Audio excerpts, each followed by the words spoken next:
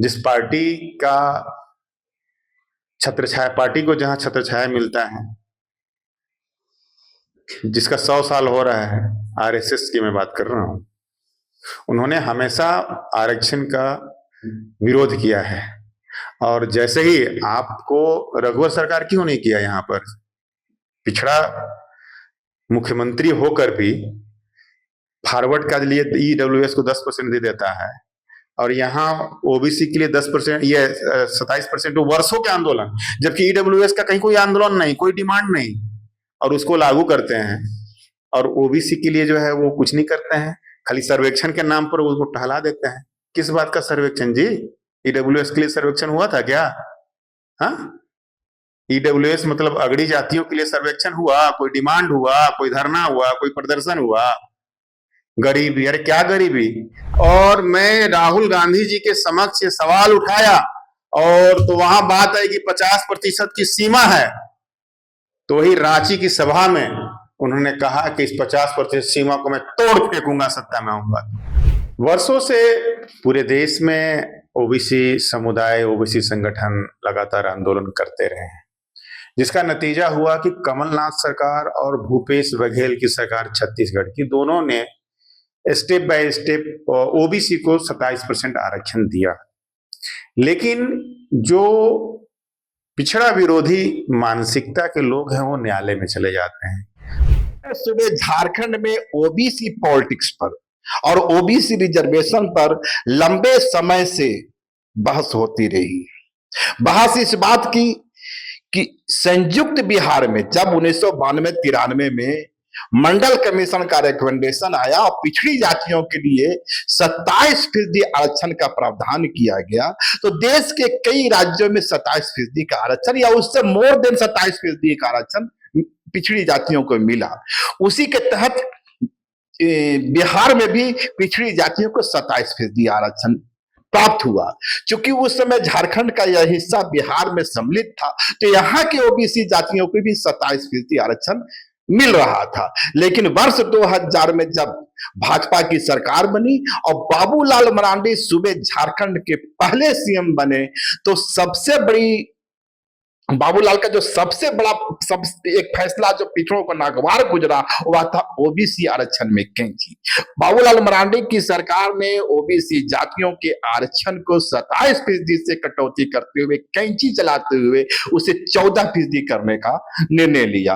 और उसके बाद की सियासत को देखें तो तमाम पार्टियों की ओर से, खासकर जेएमएम पिछड़ों की इस हकमारी का विरोध करती रही। और हालिया दिनों में सीएम हेमंत की कैबिनेट ने पिछड़ी जातियों के आरक्षण को 27% करने का निर्णय लिया। लेकिन सीएम हेमंत का यह फैसला सरजमीन पर नहीं उतर सका, और उसका कारण था कि राज्यपाल ने इस फैसले पर अपनी मुहर नहीं लगाई। तत्कालीन राज्यपाल का दावा रहा कि यह जो फैसला है हेमंत सरकार के कैबिनेट का, जो यह निर्णय है, संविधान के प्रावधानों के विपरीत है। और खासकर इंदिरा साहनी मामले में जिस प्रकार से 27% का अपर लिमिट लगाया गया था, पिछड़ों के 50% का अपर लिमिट लगाया गया था, उसका उदाहरण दिया गया, उसका एग्जाम्पल दिया गया, और दावा किया गया कि विधानसभा कोई भी फैसला सुप्रीम कोर्ट का जो दिशा निर्देश है उसके आगे बढ़कर नहीं कर सकती है। हालांकि कई राज्यों में आप देखें, तमिलनाडु इसका उदाहरण है जहां मोर देन 50% का आरक्षण प्राप्त है, दूसरे कई राज्य हैं। लेकिन झारखंड के पिछड़े इसकी लड़ाई आज भी लड़ रहे हैं। लेकिन आज का दिन, या कहें परसों का दिन, बड़ा महत्वपूर्ण रहा। मध्य प्रदेश में के मामले में सुप्रीम कोर्ट ने एक अहम फैसला सुनाया। आपको हम यह भी बता दें कि 92-93 में भले ही मंडल कमीशन लागू हो गया और मध्य प्रदेश में पिछड़ों को आरक्षण प्राप्त नहीं हो सका। हालांकि इस दरमियान देखें तो वहां भाजपा की सरकार रही। बीच के दिनों में कमलनाथ की सरकार 1 या 1.5 वर्ष के लिए बनी, और उसी 1-1.5 वर्षों के दरमियान कमलनाथ की सरकार ने वहां का जो पिछड़े हैं उनके आरक्षण को बढ़ाते हुए 14% के बजाय 27% करने का निर्णय लिया था। वहां भी यह मामला कोर्ट में चला गया, और जब कोर्ट में चला गया तो मामला पेचीदा हो गया, न्यायिक प्रक्रिया चलती रही। लेकिन अब सुप्रीम कोर्ट ने कमलनाथ के उस फैसले को जायज ठहरा दिया है और कहा है कि सरकार का तत्कालीन सरकार का जो है फैसला है विधि सम्मत है। 27% आरक्षण पिछड़ों को प्राप्त देना या उनको प्राप्त होना कहीं से असंवैधानिक नहीं है। तो अभी एमपी के फैसले को झारखंड के संदर्भ में देखने की कोशिश करें तो यहाँ के भी ओबीसी जातियों के लिए यह फैसला सुकून भरा हो सकता है या है। इस वक्त हम राष्ट्रीय ओबीसी मोर्चा कि राजेश गुप्ता के साथ हैं। राजेश गुप्ता के बारे में बताने की जरूरत नहीं है। पिछड़ों के सवाल पर, दलितों के सवाल पर, आदिवासियों के सवाल पर एक काफी मुखर रहते हैं। तो राजेश गुप्ता से ही समझते हैं कि यह जो सुप्रीम कोर्ट का जो फैसला है कितना महत्वपूर्ण और ओबीसी जातियों के लिए कितना सुकून भरा है। निश्चित ही ये स्वागत योग्य बातें हैं और ओबीसी समुदाय के लिए एक झारखंड में भी एक आस बन गई है। वर्षों से पूरे देश में ओबीसी समुदाय, ओबीसी संगठन लगातार आंदोलन करते रहे हैं, जिसका नतीजा हुआ कि कमलनाथ सरकार और भूपेश बघेल की सरकार छत्तीसगढ़ की, दोनों ने स्टेप बाय स्टेप ओबीसी को 27% आरक्षण दिया। लेकिन जो पिछड़ा विरोधी मानसिकता के लोग हैं वो न्यायालय में चले जाते हैं। न्यायालय का भी एक लंबी न्यायिक प्रक्रिया होती है जिससे फंसकर समाज के लोग को नुकसान उठाना पड़ रहा है। अभी ये चला गया था कमलनाथ जी का फैसला के लिए कोर्ट में चला गया था, high court, equality for justice नाम। हाँ, वही हाई कोर्ट जो है चला गया था मामला। हाई कोर्ट ने जो है फैसला दिसंबर में दिया, पक्ष में दिया, ओबीसी के पक्ष में। फिर जो है यूथ फॉर इक्वलिटी के नाम का संगठन फिर चला गया सुप्रीम कोर्ट। सुप्रीम कोर्ट ने भी ये इस पर मोहर लगा दी कि जो मध्य प्रदेश की जो न्यायालय है उन्होंने जो फैसला दिया है वो सही है। इससे खास करके मध्य प्रदेश के ओबीसी समुदाय में हर्ष तो है ही, झारखंड प्रदेश के ओबीसी समुदाय में भी काफी जो है हर्ष है। कारण यह है, हमने काफी संघर्ष किया सरकार से, चाहे वो जेएमएम की सरकार हो, भारतीय जनता पार्टी की सरकार हो, किसी के जो सरकार रही उसमें हम लोगों ने आंदोलन किया, जबरदस्त आंदोलन किया। हमें लगातार हम समझे, आप समझिए कि बिहार में जब आरक्षण लागू हुआ और न्यायालय में जाके वो मामला जो है वापस हो गया, मैंने आरक्षण लगाया हुआ, वो जो पिछड़ों का आरक्षण बढ़ाया गया था 75% आरक्षण को बढ़ा के कर दिया गया। तो उसके बाद से हम निराशाजनक में स्थिति में आ गए और हम जो हेमंत सरकार का जो विरोध किया करते थे उसको मैं समझा, पुनर्विचार किया कि ये जो 9वीं अनुसूची में जो डालने की बात हो रही है वो होना चाहिए, क्योंकि जब जातीय सर्वेक्षण के बाद आरक्षण बढ़ाने के बाद भी न्यायालय इसे एक्सेप्ट नहीं कर रहा है तो झारखंड ऐसे ही कर देगा तो क्या एक्सेप्ट होगा।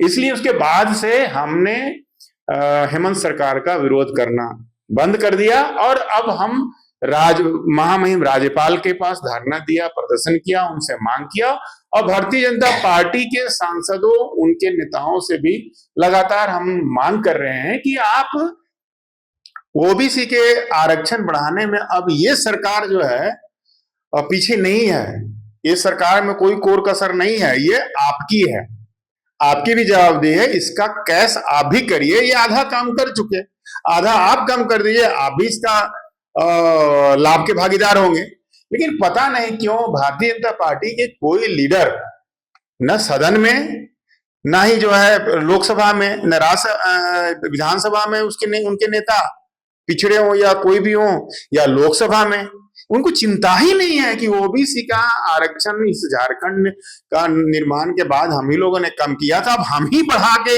इस आवाज होकर के हम क्यों नहीं इसको कर लेते हैं। पता नहीं क्यों ऐसा भारतीय जनता पार्टी के नेता इस पर गंभीर नहीं होते, क्योंकि मतलब सिर्फ सैंबलिक रूप से उनको लगता है कि हमारा ओबीसी समुदाय खुश होता है कि नहीं फलाना पिछड़ा सांसद हो गया, पिछड़ा फलाने मंत्री हो गया, तो समाज को क्या मिला, इसीलिए ना मंत्री या सांसद होता है कि उसके हक हुकूक की बात करे, हक दिलाए, न्याय दिलाए। तो न्याय ये सब कहाँ हो रहा है? तो ये गुमराह किया गया है ओबीसी समुदाय को। और अभी इसमें खुशी है, काफी खुशी है कि हेमंत, अब हमारी ये भी मांग है, डिमांड है कि अब रास्ता न्यायालय से भी खुल चुका है। ये झारखंड सरकार जो है गठबंधन की, उनसे मांग है मेरी कि आप जो है ओबीसी का आरक्षण कम से कम 27% तो यहां बढ़ाए ही, लेकिन मेरा क्लेम है आबादी के अनुसार 50%। लेकिन फिलहाल जो है इसलिए है कि आप एससी को आबादी के अनुसार, एसटी को आबादी के अनुसार, ओबीसी को भी आबादी के अनुसार आरक्षण मिलना चाहिए। ईडब्ल्यूएस जो संविधान के में कहीं नहीं है, संशोधन करके उनको आप देते हैं 10% आबादी के अनुसार, हमें क्यों नहीं? ये सवाल मेरा सभी पार्टियों के हुक्मरानों से है। सवाल आपका है थोड़ा, ईडब्ल्यूएस की आपने चर्चा की, तो ईडब्ल्यूएस, ठीक है, आपका सवाल वाजिब है कि ईडब्ल्यूएस, आपका क्लेम वाजिब है कि ईडब्ल्यूएस मिलता किनको है? जो अगड़ी जाति आती है, अगड़ी जाति लोग हैं वो, उनको मिलता है। और उनकी आबादी कितनी है? लगभग 10 से 12%। नो, झारखंड में 10% नहीं। और राष्ट्रीय परिप्रेक्ष्य में देखें तो राष्ट्रीय परिप्रेक्ष्य में 10%। तो जब 10% आबादी वाले को 10% आरक्षण दे दिया गया, तो पिछड़ों का जो आरक्षण 50% से कम कैसे हो सकता है? यही तो मेरा बार बार सवाल मैं उठा रहा हूं, और मैं राहुल गांधी जी के समक्ष ये सवाल उठाया, और तो वहां बात है कि 50% की सीमा है। तो वही रांची की सभा में उन्होंने कहा कि इस 50% सीमा को मैं तोड़ फेंकूंगा सत्ता में आऊंगा। तो ये आवाज हम ही लोग के आंदोलन का प्रभाव रहा है कि राहुल गांधी लगातार इस बात को कह रहे हैं कि हम आबादी के अनुसार हिस्सा चाहिए, हिस्सा देंगे। हिस्सा हमें चाहिए ही चाहिए। हमने, राहुल गांधी जी आज कह रहे हैं, हमने कई मार्च निकाली है, हिस्सेदारी मार्च, हिस्सेदारी सभा। राहुल गांधी ये बात कर रहे हैं, मेरे सामने मैं चाहूंगा कि लोहिया की तस्वीर दिखाई जाए जिसकी प्रतिमा लेकर आप बैठे हुए। इन्हीं लोहिया ने भी यह नारा दिया था, पिछड़ा पावे 100 में 60। हाँ, उन्होंने, उनकी पार्टी थी संसोपा पार्टी था, तो उन्होंने एक नारा दिया था सदन में कि संसोपा ने बांधी गांठ, पिछड़ा पावे 100 में 60। क्योंकि इस देश में आबादी 60% है ओबीसी का, उनका ये मानना था। क्यों मानना था? 1931 के जातीय जनगणना हुई थी, उसमें 52% ओबीसी का जो है का हिस्सेदारी था, संख्या थी। तो बाद के दिनों में बहुत सारे जातियों को ओबीसी में शामिल कर लिया गया है।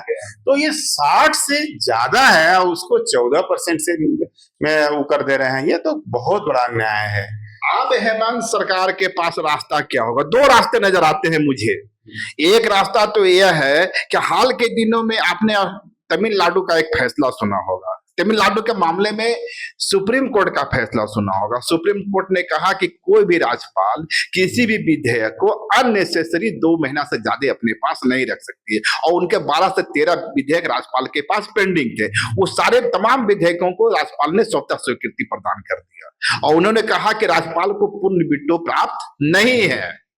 तो यदि उस मामले को देखें तो चूंकि हेमंत सरकार ने भी राज्यपाल को भेजा था, राज्यपाल आनाकानी करते रहे, तो एक तो है कि हेमंत सरकार जो है विधानसभा का विशेष सत्र बुला करके हम एक बार फिर से इस मामले को राज्यपाल के पास भेजें, या दूसरा रास्ता यह हो सकता है कि कानूनी प्रक्रिया में है। नहीं, ये झारखंड में ओबीसी को आरक्षण लागू करने का 2 रास्ते हैं। एक रास्ते माननीय सुप्रीम कोर्ट ने दे दिया है कि ओबीसी 27% आरक्षण मिल सकता है, मिलना चाहिए। संदर्भ मध्य प्रदेश, तो जिस संदर्भ में मध्य प्रदेश है 14% है, वहां भी झारखंड में भी 14% है, तो वो ये लागू हो सकता है यहाँ पर, पहला। दूसरा है कि इन्होंने जो हेमंत सरकार ने महामहिम राज्यपाल के पास भेजा था, हमें सूत्रों से जानकारी मिल रही है कि वो केंद्र सरकार के यहाँ चला गया है, वो क्या गृह मंत्री के यहाँ। तो अब सरकार को एक बार पुनः गृह मंत्री के पास या प्रधानमंत्री से मिलना चाहिए और उनसे डिमांड करना चाहिए कि ओबीसी का जो है 14% आरक्षण मिल रहा है, जो अन्याय है, क्योंकि एससी और एसटी को आबादी के अनुसार ईडब्ल्यूएस को भी उसकी आबादी से अधिक ही मिल रहा है, तो ओबीसी से अन्याय क्यों हो रहा है। तो उससे तो बेहतर विकल्प रहेगा कि विशेष सत्र बुलावे और विशेष सत्र आहूत करके, और जो 77% रिजर्वेशन का उन्होंने पॉलिसी अख्तियार किया है उस पर एक बार फिर से निर्णय लेके राज्यपाल के पास भेज। नहीं, वो भी हो सकता है, लेकिन एक बार भेजा जा चुका है वहां। वो जो भेजा इन्होंने ना, उन्होंने केंद्र सरकार को महाराज्यपाल भेज चुके हैं, जो मुझे संज्ञान में है, जानकारी मिली है सूत्रों के अनुसार कि वो वहां चला गया है। इसलिए मैं कह रहा हूं कि उन्हें जो है केंद्र सरकार के पास जाना चाहिए। जब भारतीय जनता पार्टी के पिछड़े नेता या अगड़े नेता जो ओबीसी का वोट लेकर सत्ता में आए हुए हैं, तो चाहिए उन्हीं को था, लेकिन अगर वो नहीं कर रहे हैं तो हेमंत सरकार जाए वहां मांग करे। तो आप तो राष्ट्रीय ओबीसी मोर्चा चलाते हैं, तो आप क्यों नहीं भाजपा नेताओं से इस बाबत मुलाकात करते हैं, उन्हें कहते हैं? नहीं, मैं बता दूं, लोकसभा के पहले मेरा अभियान चला था संगठन का। इसमें सभी सांसदों को हम लोगों ने ज्ञापन सौंपा था, इस मुद्दे से अवगत कराया था कि हमें जो है ओबीसी का जो है आरक्षण यहाँ कम है, और राज्य सरकार ने कैबिनेट से पास करके, विधानसभा से पास करके भेजा गया है, केंद्र सरकार उसे 9वीं अनुसूची में लागू करे। ये मैं किया हूं डिमांड, और इस बार भी हम लोग कई बार व्यक्तिगत मुलाकातें भी हुई है। अभी फिर देने वाले हैं हम लोग, फिर एक ज्ञापन भारतीय जनता पार्टी को शीघ्र ही देने वाले हैं, और उनसे जो है मांग कर रहे हैं कि आप पिछड़ा प्रधानमंत्री तो दिखाते हैं, लेकिन पिछड़े का हक कहाँ मिल रहा है। सिर्फ पिछड़ा प्रधानमंत्री का हम चेहरा देखकर हक तो नहीं, पेट तो नहीं भर जाता है ना। पेट भरने के लिए उसके जो है नीतिगत फैसले दिखने चाहिए। नीति में जो है, आप सबको बताइए कितना बड़ा न्याय है कि सबको आबादी के अनुसार मिल जा रहा है, और हमको जो है 14% सिमटा कर रखे हुए हैं। ये कहाँ का न्याय है भाई? आप ही तो किए थे, आप ही तो जब सत्ता में आए तो बिहार, एकीकृत बिहार में 27 था, आपका 14 कर दिया। अरे आप पाप तो धो लीजिए। अभी जो है मौका दिया हेमंत सरकार को कहने के लिए, आपके पास भी होगा कि नहीं हमने ही लागू कराया, हमने 9वीं सूची में डाल दे तो नहीं होता। इसका भी तो तो खड़ी नजर आ रही है ओबीसी आरक्षण के पक्ष में। जिस समय वो फैसला हुआ था उस समय तो आंसू भी बाबूलाल मरांडी के साथ थे। देखिए, हम सुदेश महतो जी के बड़ा हम पूर्व में उनके फ्लोवर कह सकते हैं। फ्लोवर नहीं, मैंने शुभ चिंतकों में से मैं था, और था कि ये इस राज्य के सीएम होंगे। पहले अरसे के पहले की बात मैं कर रहा हूं, लेकिन इन्होंने जिस तरह से ओबीसी के मुद्दे पर एक बार नहीं, एक बार गलती होती है। उन्होंने एक बार गलती किया, नहीं समझ होगी, कम उम्र थी जब बाबूलाल मरांडी की सरकार में वो मंत्री थे, तो 14% कर लिया। मैं चलिए उसमें छोड़ देता हूं, लेकिन रघुवर दास की सरकार के कार्यकाल में भी एक मौका था, आपके पास लोग थे, आप वहां पर लागू करा सकते थे। लेकिन आप मात्र राष्ट्रीय ओबीसी मोर्चा आंदोलन किया, इस पर लगातार क्रमिक आंदोलन करते रहा है, क्रमिक आंदोलन किया, और आपने, चूंकि आपके पास फंड है, आपने एक बड़ा कार्यक्रम करके और आपने गिरिडीह का टिकट ले लिया। सिर्फ मेरी नजरों में देखा जाए तो गिरिडीह के लोकसभा के टिकट लेकर आप ओबीसी का जो है यहाँ पर हक नहीं लिया। आप उस समय 5-6 ओबीसी का जो मुद्दा था उसे सरेंडर हक नहीं लिया, वही आरक्षण को आप नहीं बढ़ाया। उस समय आरक्षण बढ़ सकता है। जब इस रघुवर सरकार ने अगड़ी जातियों के लिए 10% बिना इसे, आप क्या देख रहे थे उस समय?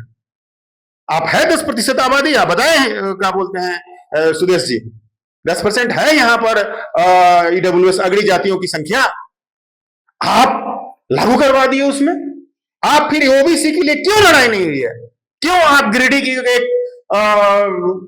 लोकसभा का टिकट लेके आप जो उसको रफा दफा कर दिए?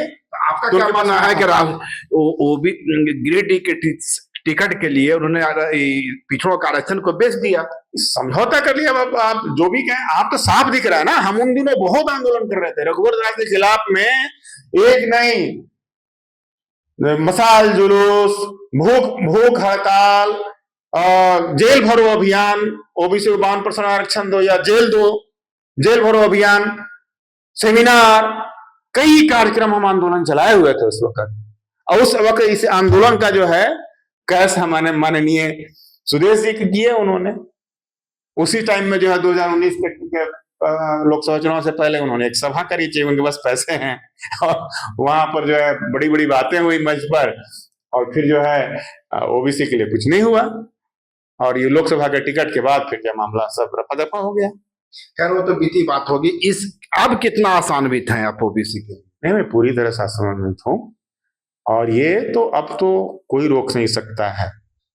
मैं तो ये कह रहा हूं कि जब तक मोदी जी हैं प्रधानमंत्री, तो ओबीसी को आरक्षण बढ़ेगा कि नहीं बढ़ेगा ये हम नहीं बता सकते हैं। लेकिन अगर इसके बाद कोई भी अगर प्रधानमंत्री कुर्सी पर आ जाए, अगर सवर्ण आ जाए, तो उनसे लड़ के हम लोग ले लेंगे, क्योंकि हम लोग का आरक्षण सवर्ण समाज से आने वाले माननीय आदरणीय बीपी सिंह जी ने दिया है। और ये हमारा समाज मोदी जी को देखकर जो है ना, जो पिछड़ों को दोनों ही आरक्षण तो स्वर्ण समाज के लोगों से आने वाले नेताओं ने दिया। पहला बीपी सिंह और दूसरा जब एजुकेशन में रिजर्वेशन मिला तो उसमें अर्जुन सिंह थे। दिया निश्चित हो गया। लेकिन एक बड़े विडंबना की बात है कि कभी भी जितना जो है राष्ट्रीय पिछड़ा वर्ग आयोग का संवैधानिक दर्जा देने की जो बातें की जाती है, वो लॉलीपॉप एक होता है, एक झुनझुना होता है, उसको इतना प्रचारित किया गया जिसकी कोई सीमा नहीं है, जबकि वो कारगर नहीं है।